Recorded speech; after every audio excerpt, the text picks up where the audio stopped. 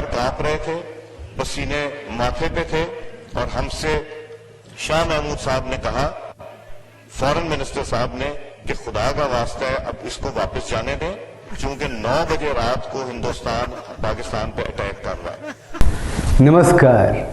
हमने मोदी को इसीलिए वोट दिया था। देखिए, और अभिनंदन की क्या बात करते हैं। मुझे याद है शाह महमूद कुरैशी साहब उस मीटिंग में थे जिसमें प्राइम मिनिस्टर साहब ने आने से इनकार कर दिया और चीफ ऑफ आर्मी स्टाफ तशरीफ लाए। पैर कांप रहे थे, पसीने माथे पे थे और हमसे शाह महमूद साहब ने कहा, फॉरेन मिनिस्टर साहब ने, कि खुदा का वास्ता है अब इसको वापस जाने दें, क्योंकि 9 बजे रात को हिंदुस्तान पाकिस्तान पे अटैक कर रहा है। वो कोई हिंदुस्तान ने अटैक नहीं करना था, कुछ नहीं होना था, सिर्फ घुटने टेक के अभिनंदन को वापस भेजना था, जो इन्होंने किया।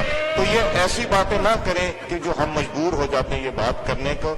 इसी सच को महसूस करने के लिए हमने मोदी को वोट दिया था। हमने जिस कारण से मोदी को वोट दिया था वो हमें हासिल हो रहा है।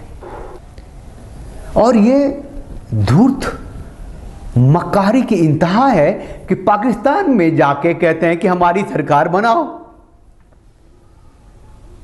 तो रिश्ते अच्छे हो जाएंगे।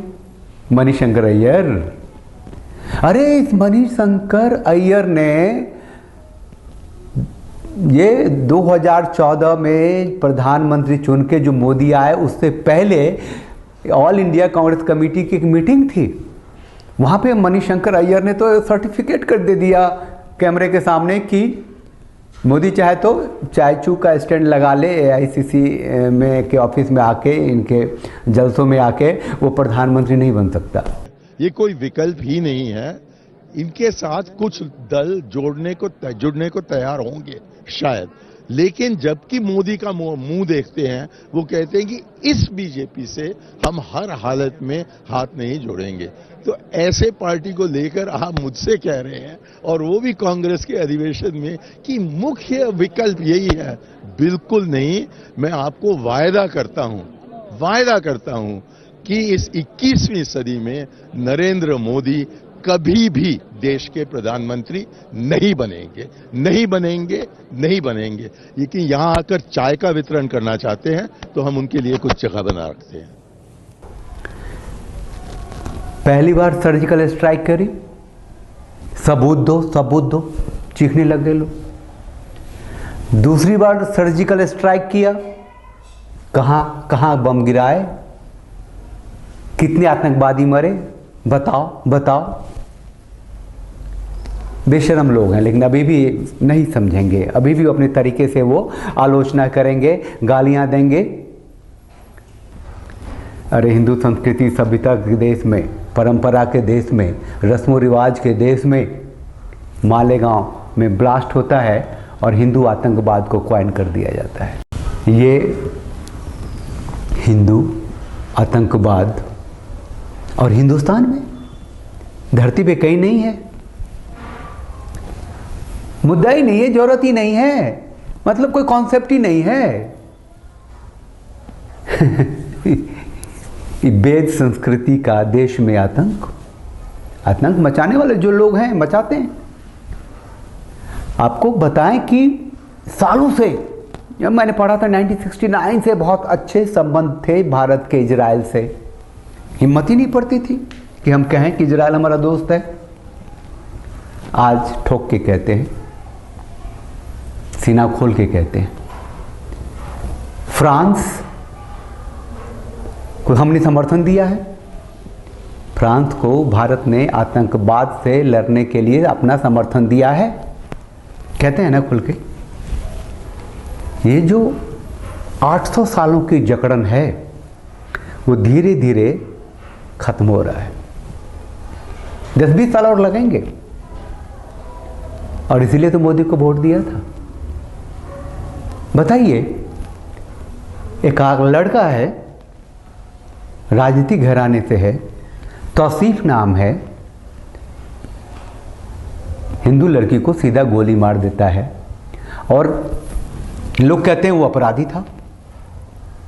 अगर किसी ने इसे लव जिहाद जैसी कोई चीज़ कह दी, कहते नहीं ये गलत है, इसे कोई दूसरा एंगल देना ही नहीं है। ये धर्म परिवर्तन की बात अगर उसने करी और उस लड़की ने नहीं मानी, वो मुसलमान नहीं बनी तो उसे गोली मार दिया, ये बात नहीं बोलनी, भैया वो अपराधी था। छोटा पाकिस्तान हो गया है हरियाणा का, मैं बात उसकी बात नहीं कर सकते। ये इसी साल कुछ महीनों में क्या क्या नहीं देखा हमने, दिल्ली के दंगे से लेके बंगलोर तक। बात नहीं कर सकते, करनी भी नहीं चाहिए। दुख होता है ये जो फिक्स माइंड है, जहाँ कोई रिफॉर्म नहीं है, जहाँ कोई इवोल्यूशन नहीं है, उनकी टिप्पणियाँ पर आप अगर प्रतिक्रिया देते हैं तो अपने पैर पे कुल्हाड़ी मारते हैं। जरूरत नहीं है। हम जो हैं हम उसी तरीके से संगठित हों, जीते रहें, और इस प्रक्रिया में जो झेलना हो तो झेलना ही पड़ेगा ना।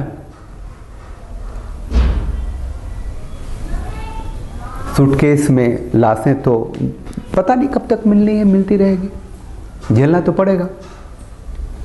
और राजनीतिक चर्चा क्या किया जाए, इसकी कोई ज़रूरत नहीं है। राजनीति में जो होना है वो होता रहेगा। ये जो जगड़न से देश बाहर आएगा, धीरे धीरे वक्त लगेगा। यूनिफॉर्म सिविल कोड और जनसंख्या नियंत्रण कानून के बाद से देश रास्ते पे आएगा, सुरक्षित रहेगा। यहाँ जो इतना वैरायटी है वो सब एक साथ फलेंगे फूलेंगे, और मुझे लगता है जो नींव है, जो आधार है दुश्मनी का, नफरत का, उस पे